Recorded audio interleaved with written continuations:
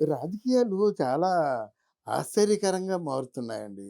ఇంకా ఎన్నికలు 100 రోజులు ఉందనగా కూడా ఎంత వేడిగా ఉందంటే ఆంధ్రప్రదేశు అట్టుడుగుపోతుంది. ఇంకా శివరాత్రి రాకముందే ఎండలు మార్చేస్తున్నాయన్నమాట. ఒక పక్క ఎండలు మార్చేస్తుంటే మరో పక్క రాజకీయంగా ఉన్న ఆ వేడికి ప్రజలు ఉడిగిపోతున్నారన్నమాట. నిన్న జగన్మోహన్ రెడ్డి గారు ఢిల్లీ వెళ్లారు. ఎందుకు వెళ్లారు? తెలుగుదేశం పార్టీ, జనసేన పార్టీ బీజేపీతో పొత్తు పెట్టుకుంటుందనే విషయం తెలిసిన తర్వాత వాడు ఒక నిర్ధారణకొచ్చేసాడు. ఈ 3 పార్టీలు కలిస్తే నేనేం గెలుస్తాను నా బొంద అని చెప్పేసి అనుకున్నాడు. అయినా నో రిగ్రెట్స్ అన్నాడు. మాట వరుసగా మేకపోతు గాంభీర్యం కదా! ఎప్పుడైతే ఈ మాట అన్నాడో వైసీపీ పార్టీలో ఉన్న వాళ్ళందరూ పొలోమని అటు జనసేన పార్టీ అయితే జనసేన పార్టీ, లేదా తెలుగుదేశం పార్టీ అంటే తెలుగుదేశం పార్టీ, లేదా మనకు అనుకూలంగా ఉంటుందంటే బీజేపీకి వెళ్ళిపోతున్నారు. కొంతమంది కాంగ్రెస్ పార్టీకి వెళ్ళిపోతున్నారు. ఇందువలన ఏంటి నన్ను చావమంటారా? బ్రతకమంటారా? జగను చావాలా? బ్రతకాలా? ఇది అంశం.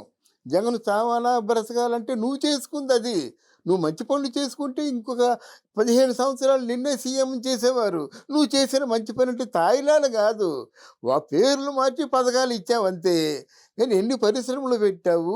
ఎన్ని హ్మ్, కేసీఆర్ లాంటి, కేటీఆర్ లాంటి చాలా మంచి ఘనా పార్టీలు చక్కగా సేవలందించిన వ్యక్తులనే తీసి పక్కన పెట్టారు. నువ్వు ఆ కేటీఆర్‌తో పోల్చుకున్నట్టు ఐటీ రంగంలో ఏవైనా డెవలప్ చేశావా? నువ్వు ఎంప్లాయ్‌మెంట్‌ని ఏమన్నా సాల్వ్ చేశావా?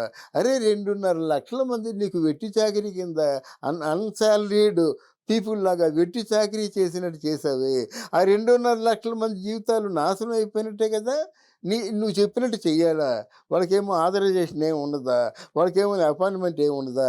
ఇట్లాంటి కుతంత్రాలు చేసి ఏ దుర్మార్గుడు చెప్పాడో గాని నిలువున నీ నిండు జీవితాన్ని నాశనం చేశారు నీకిచ్చిన సలహాదారులు. నీకేంటంటే ఒక రాజసం నీకొక పట్టుదల ఉంది. పట్టుదలని మెచ్చుకుంటాను. కృషి, పట్టుదల, దీక్ష 3 ఉండాలి. అంటే నీకు పట్టుదల ఉంది. ఇప్పుడు ఈ మధ్య కాలంలో దీక్ష నేను ఎలాగైనా సీఎం కావాలనేటువంటి దీక్ష ఉంది. మరి కృషి ఏది నాయనా? కృషి అంటే వాళ్ళ నియోజకవర్గాల్లో ఎమ్మెల్యేని తిరగమని చెప్పాలి. అక్కడున్న సమస్యలేమిటి? ఎన్ని సమస్యలు మన ముందు ఉన్నది ఏమిటి? ఏ సమస్యలు పరిష్కరించాము? మనం ఉన్నా లేకపోయినా మన గురించి చెప్పుకునే పనులు ఏవి చేశాము? ఎన్ని పరిశ్రమలు తీసుకొచ్చాము? ఎన్ని సిక్ ఇండస్ట్రీస్‌ని ఏమో బాగు చేశాము? ఎంతమందికి అన్నం పెట్టామనేది అదే ముఖ్యం గాని ఇవన్నీ ఎందుకండి? ఇవాళ డబ్బులు తీసుకుంటారు, రేపు చిచ్చి అంటారు. పైగా ఏమంటున్నారు? 25,000 మంది అంటే మీ తాలూకు న్యూ బ్రాండ్‌లున్నాయి గదా! రూ. 150 కాస్త రూ. 300 చేసి క్యాష్ తీసుకొని అమ్ముకుంటున్నటువంటి ఈ బ్రాండ్‌లున్నాయి కదా! మీరు రాబోయే మద్యం మీద కూడా అప్పులు తీసుకున్నారు కదా! ఆ బ్రాండ్‌లు తాగి 25,000 మంది చచ్చిపోయారు. మీరు చేసిన పనులన్నీ ఇలాంటియి. మరి ఏ మొఖం పెట్టుకొని ఓట్లు అడుగుతావు నాయనా? మీరేమన్నారు? నేను గాని మేనిఫెస్టోలో అమలు చేయకపోయినట్టయితే నేను మీ దగ్గరికి ఓట్లు అడగను అని చెప్పారు కదా! ఏం చేశారు? రోడ్లేసారా? లేకపోతే ఏమో ఆహ్, అన్నీ శంకుస్థాపనలు చేయడం గానీ, మెడికల్ కాలేజీ ఎన్ని కట్టారు నాయనా?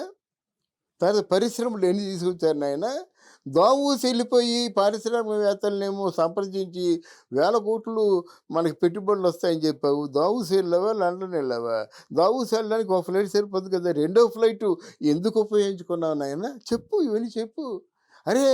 నువ్వు మొత్తం 4.5 సంవత్సరాల్లో నీ తాలూకు ఉపన్యాసం ఏమిటయ్యా అంటే పవన్ కళ్యాణ్ తాలూకు పెళ్ళిళ్ళు, ముగ్గురు పెళ్ళాలు. ఇంతకు మించి కంటెంట్ మాట్లాడావా? ఇంతకు మించి మీ నాన్నగారి ఆశయాల గురించి చెప్పావా? ఇంతకు మించి మీ నాన్నగారి ఆశయాల్లో ఇన్ని ఆశయాల్ని ఇన్ని మా నాన్నగారి తాలూకు ఆశయాల్లో ఇన్ని ఆశయాలు నెరవేర్చుకున్నానని చెప్పావా? చెప్పండి come on. Answer to the question. అరే! ఏమీ లేకుండా ఇంకా నిన్న కాక మొన్న కూడా పవన్ కళ్యాణ్‌కి ముగ్గురు పిల్లలు. ఈ పిల్లాడు బంగారం గాను. అది మీ చెల్లె చెప్పింది. అది వాళ్ళ సొంత విషయం. పవన్ కళ్యాణ్‌కి ఇద్దరున్నారో, ముగ్గురున్నారో విడాకులిచ్చారు. ఏదైనా లీగల్‌గా పోతారు కదా! లీగల్‌గా పోయిన దానికి మీరెందుకు మాట్లాడడం? హెచ్చరించినట్టు కోర్టు హెచ్చరించాలి. కోర్టుకి లేని బాధ మీకెందుకు? ఉన్న భార్యకి లేని బాధ మీకెందుకు? రేణు దేశాయ్ చెప్పింది కదా! ఆయన డబ్బంటే ఆశ లేదు. ఆయన మొదటి నుంచి సేవ చేద్దాని ఉంది. అవసరమైతే జనసేనలో నేను కార్యకర్తగా పనిచేస్తానని చెప్పి, ఎవరైనా విడాకులు తీసుకునే పిల్లం అంటుందా? అంటే ఆయన నిజాయితీ మీరు తెలుసుకోవాలి. అదేమి కాకుండా చంద్రబాబు నాయుడు పెళ్ళానికి ఏదో అంటగట్టి ఇయన్నీ నీకు ఆనందమా? పైశాచిక ఆనందం గాదు. అందువల్ల మీరు హస్తినా వెళ్ళి మోదీ కాలు పట్టుకున్నా, లేదా అమిత్ షా కాలు కాలు పట్టుకున్నా, అపాయింట్‌మెంట్ తీసుకున్నా మీకు జరిగేది గుండు సున్నా. ఇంకో విషయం చెప్తున్నాను. కేవలం నీలాంటి వాళ్ళకి వాళ్ళు వత్తాసు పలకడం వలన బీజేపీ పార్టీకి కూడా చులకన భావం అంటే సంతరించుకుందన్నమాట. మిమ్మల్ని ఇక్కడ కాపాడారు. అక్కడ కవిత 8,000 కోట్ల లిక్కర్ స్కామ్‌లో ఆవిడని కాపాడారు. ఓ పక్కన అవినాష్‌ని కాపాడుతున్నారు. ఇయన్నీ పార్టీకి చెడ్డ పేరు కాదు. నీ మూలంగా అప్రతిష్ట వచ్చింది గానీ, మీకు వాళ్ళకున్న అండర్‌స్టాండింగు ఏదో మీ మనసులో ఉంచుకోండి. గానీ మీ మే మీ మీ వలన వాళ్ళు మూటగట్టుకుంది అప్రతిష్ట. మీరు మీరు ఢిల్లీ వెళ్తే ఏం కావాలి? లేకపోతే కడప వెళ్తే ఏం కావాలి? పులివెందుల వెళ్తే ఏం కావాలి? ఇడుపులప వెళ్ళి మీ నాన్న సమాధి మీద పడి ఏడిసి ఏం కావాలి? పుణ్యకాలం గడిచిపోయింది. మీకు 100 ఏళ్ల జీవితం ఉంది. ఇక రాబోయే రోజుల్లోనైనా సరే ప్రజలకు సేవ చేయండి. ప్రజల సంక్షేమాన్ని దృష్టిలో పెట్టుకోండి. ప్రజలకి మంచి చేసినట్టయితే ఎన్నాళ్ళకైనా మీ నాన్నని గుర్తుంచుకున్నట్టుగా మిమ్మల్ని గుర్తుంచుకుంటారు. అంతే వైలెన్సు, హింస వచ్చేవాడిని కొట్టేస్తాం, తల బద్దలు కొట్టేస్తాము, ఇట్లాంటి మాటలు చంపేస్తాం, చేతులు తీసేస్తాం, బలవంతంగా మండుటెండలో పడుకోబెడతాం. ఇంతమందిని మేము ఇలాగా క్రూరంగా వాళ్ళని తుదముట్టించాం అంటే మాత్రం జనం మెత్తరు సరికదా!